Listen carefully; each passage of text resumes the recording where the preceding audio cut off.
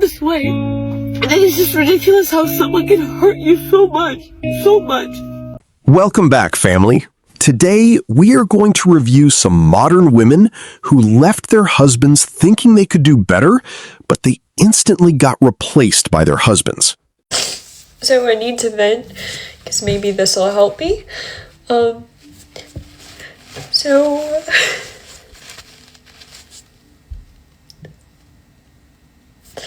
3 months after my abusive relationship, when I decided to leave him, he decided to get into a new relationship. I just found this out today. I just found out that they're getting married. But you moved on and got into a new relationship not even 3 months after we broke up. You know what I was doing 3 months after? I was putting myself back together. I was in therapy. I'm still feeling like I need fucking therapy. I'm not okay. This is bringing up so much. So many questions. Is she getting just the good version? Is she not getting abused? Why did I fucking deserve that? I was in therapy for over a year. Probably need to go back.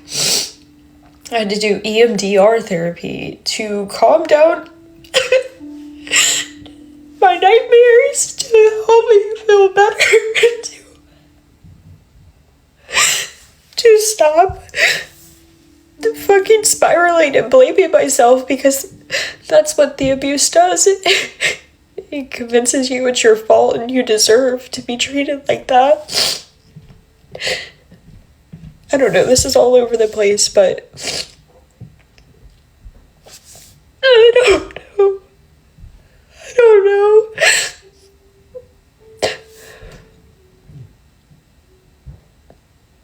All I've ever wanted was to get married and to be loved, right? That's what I wanted. And it's like, yeah, he's probably doing it to her too. And that really fucking sucks as well. I want to protect women from that. That's why I speak about DV a lot. But I don't know. Why did I deserve that? Is he good for her? And he was just like that with me. Did I do something that deserved that? Am I fucked up? It's not fair. I'm still dealing with it years later, and it's not fair. But he seems so fucking okay, and he was so fucking okay 3 months later to get right into another relationship. And I haven't dated since. I'm scared of men. Okay, shit. I was not expecting to crash out. When I found this out today, that he was getting married, I was at work. And I'm a nurse. I had to put that away. And when I got home, I was like, I need to go to the gym, so I don't want to think about it. I went to the gym, and when I got home, I was like, okay, let me process this. And so many questions are coming up. I don't know. It's fucked up. I didn't deserve any of that.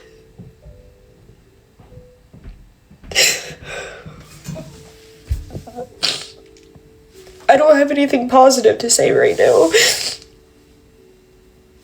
Yeah. If you've ever been through this, I'm sorry. I wish people were held accountable for their shit.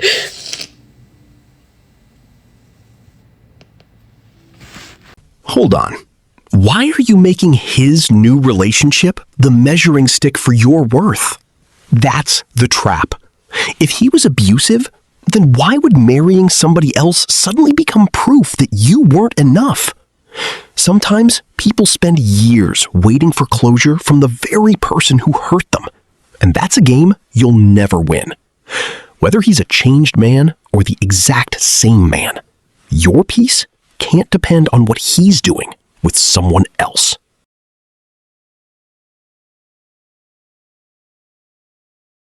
So I've come to the realization tonight, I'm not made to date in 2023.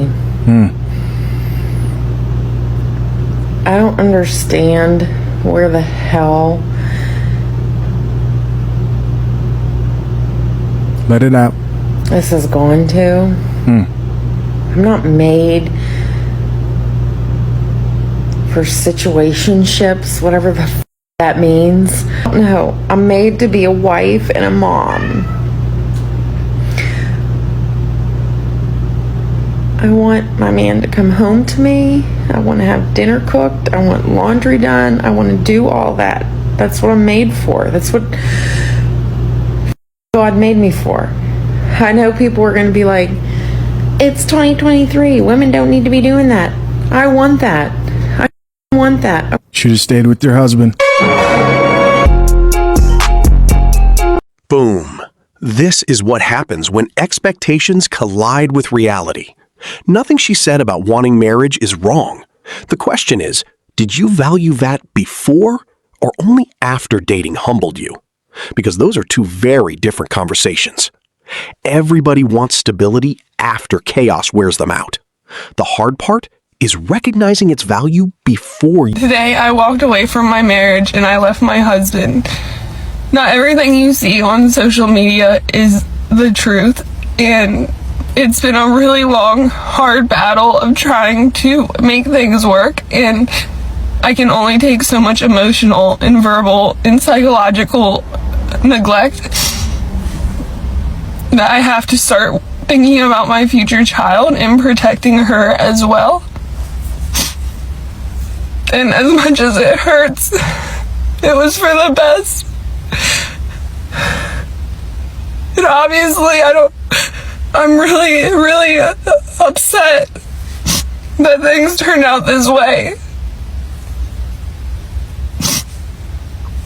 But it had to be done because I was gonna miscarry if it didn't, from the stress of having to deal with a toxic relationship. I asked for prayers and I asked for peace and kindness. Please don't contact my husband.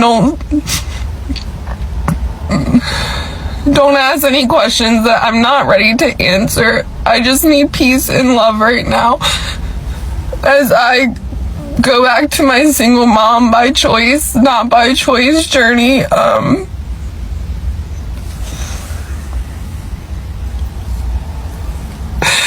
It's a nightmare. I'm living in a nightmare.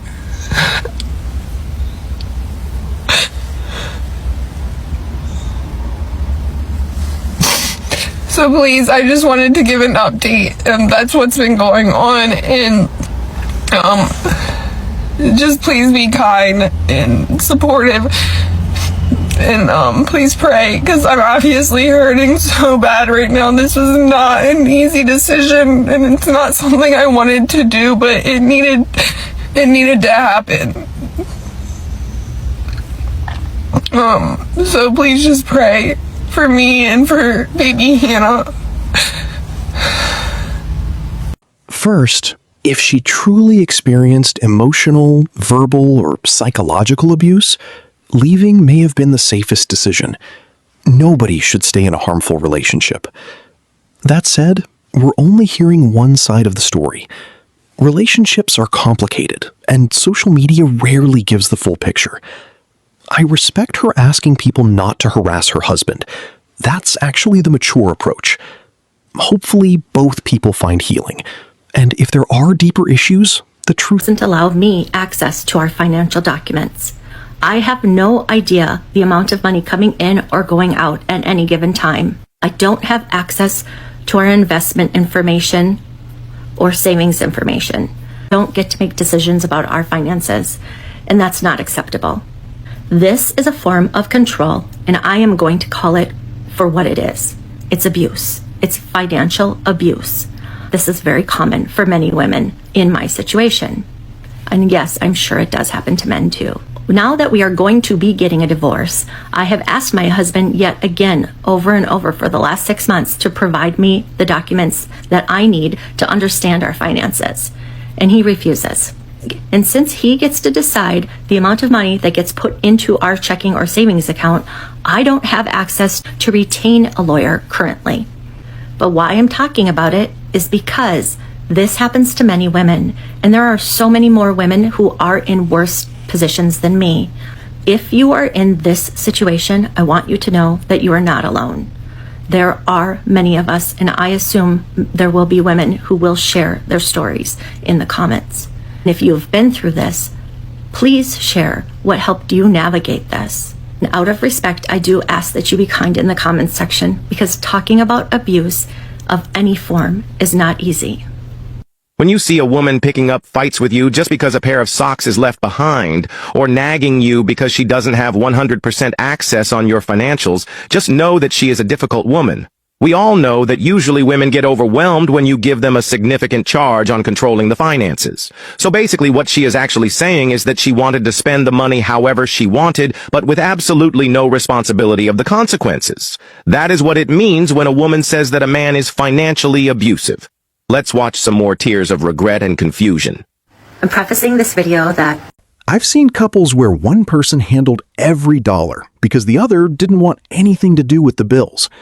Then the relationship falls apart, and suddenly finances become the biggest issue in the divorce.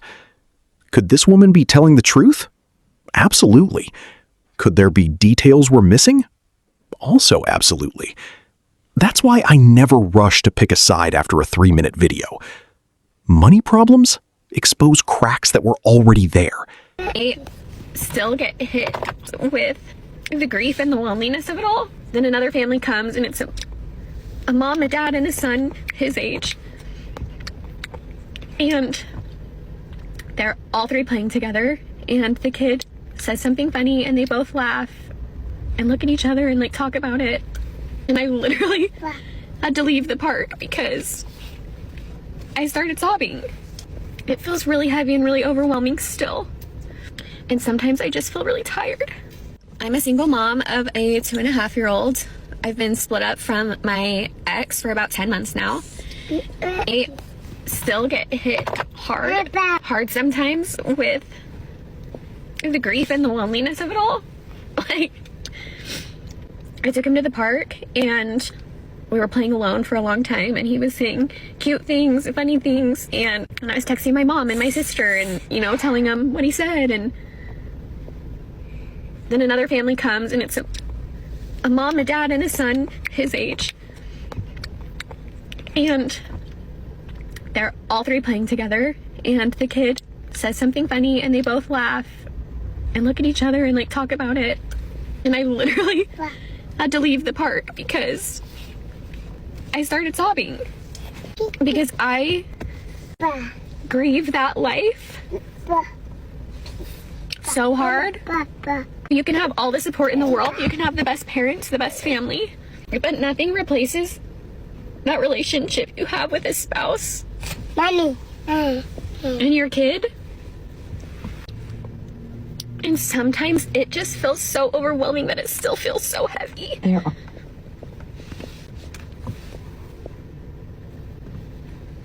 And that the guilt still eats away at me, even though I know it was the right decision. Just the guilt that I can't give my son, like, that life. There are no phones connected. Connect the phone. And sometimes I just feel really tired. This is all to say, if you're doing this too, you're not alone. Like, it freaking sucks. I don't know when it's supposed to get easier. I don't know if it ever will. I don't know if this is just the pain I feel forever. But if it is, I feel it with you. This right here is the part social media rarely shows. Everybody celebrates choosing yourself, but almost nobody talks about the loneliness that can come afterward. She's admitting that a support system isn't the same as having a committed partner raising your child with you. That's not weakness. That's reality. If leaving was necessary, It just doesn't feel good to be replaced so easily. And I always knew that I could be replaced because every wife, mom, whoever you are, even men, everybody is replaceable. And you don't think you are until you are replaced. And for a man like my husband, my cooking can be replaced by a chef or delivered meals. My cleaning can be replaced by a cleaning lady. My love can be replaced because he doesn't want it.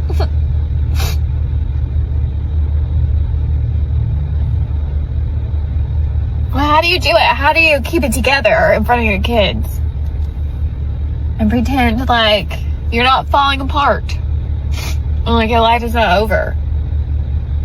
So if you have any advice, I'll take it. man, this is the moment reality hits like a freight train. She said, I can be replaced. But that's true for all of us. A man's paycheck can be replaced. A woman's homemaking can be replaced. What can't easily be replaced is character, loyalty, and the way you make someone feel. If you're only competing on what... This is the last day in my house that I've lived at for the last 8 years, and I'm packing, I'm loading things up in my car, and I'm just feeling everything. I'm documenting everything and sharing with you guys how hard it is, but it can be done. It can be done. If you're in a similar situation of wanting to end a relationship or marriage, it's going to be very, very hard, but it is possible. I move out officially tomorrow, but I've just been in here in the house while no one else is here, and I just have all these memories running through my head, and it just sucks. It just sucks right now. You can feel the emotion in this, and I don't take that lightly. Walking away from 8 years of memories isn't something anybody celebrates. But here's what I'd ask. Was the marriage truly beyond saving, or did it reach the point where neither person wanted to fight for it anymore? That's an important distinction. Ending a marriage should be the last option, not the first. Because once you leave... When one person changes their minds on love and marriage, that's how easy it is for it to fall apart. So I will always want my family back together. I will always want that. So till the day I die, I don't know, like, if I have another chance at marriage with that man or not. Like, I will always want my kids to have these two parents together. It sounds like you're still in love with him. Love will never go away. There's a lot of honesty in what she said. She's admitting that divorce doesn't automatically erase love. That's something people don't talk about enough. But love by itself isn't enough to rebuild a marriage. It takes two people choosing commitment every single day. You can't save a relationship if only one person wants